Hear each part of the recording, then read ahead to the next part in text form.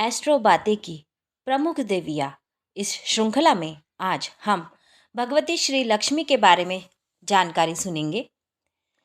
देवी की जितनी भी शक्तियाँ मानी जाती है उन सब की मूल भगवती लक्ष्मी ही है। यही सर्वोत्कृष्ट पराशक्ति है। श्री लक्ष्मी जी की अभिव्यक्ति दो रूपों में देखी जाती है, श्री रूप में और लक्ष्मी रूप में। ये दो होकर भी एक है और एक होकर भी दो है।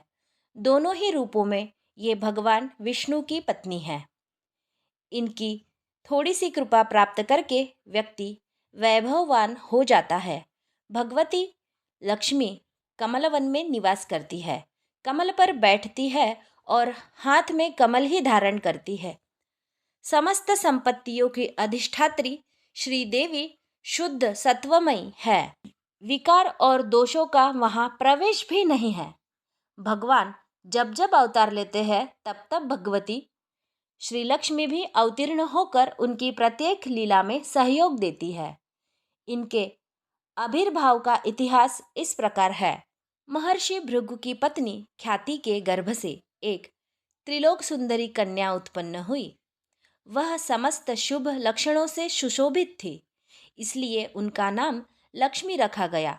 धीरे धीरे बड़ी होने पर लक्ष्मी ने भगवान नारायण के गुण प्रभाव का वर्णन सुना। इससे उनका हृदय भगवान में अनुरक्त हो गया। वे भगवान नारायण को पति रूप में प्राप्त करने के लिए समुद्र तट पर घोर तपस्या करने लगी। उन्हें तपस्या करते करते 1000 वर्ष बीत गए। उनकी परीक्षा लेने के लिए देवराज इंद्र भगवान विष्णु का रूप धारण करके लक्ष्मी देवी के पास आए और उनसे वर मांगने के लिए कहा। लक्ष्मी जी ने उनसे विश्वरूप का दर्शन कराने के लिए कहा। इंद्र वहां से लज्जित होकर लौट गए। अंत में भगवती लक्ष्मी को कृतार्थ करने के लिए स्वयं भगवान विष्णु पधारे। भगवान ने देवी से वर मांगने के लिए कहा। उनकी प्रार्थना पर भगवान ने उन्हें विश्वरूप का दर्शन कराया। तदनंतर लक्ष्मी जी की इच्छानुसार भगवान विष्णु ने उन्हें पत्नी रूप में स्वीकार किया। लक्ष्मी जी के प्रकट होने का दूसरा इतिहास इस प्रकार है। एक बार महर्षि दुर्वासा घूमते घूमते एक मनोहर वन में गए। वहां एक विद्याधरी सुंदरी ने उन्हें दिव्य पुष्पों की एक माला भेंट की।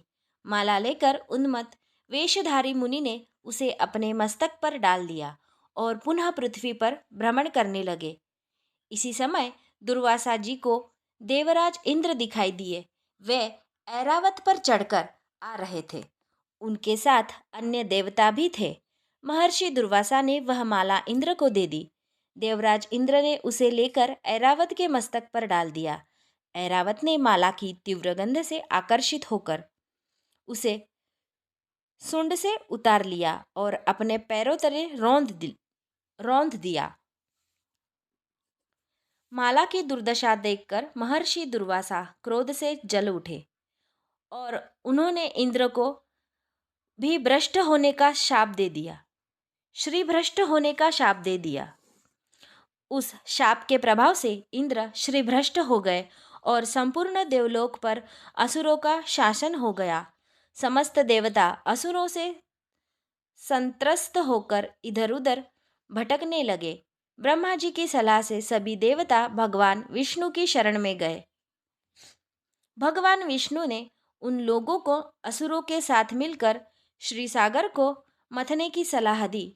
भगवान की आज्ञा पाकर देवगणों ने दैत्यों से संधि करके अमृत प्राप्ति के लिए समुद्र मंथन का कार्य आरंभ किया। मंदराचल की मथानी और वासुकी नाग की रस्सी बनी।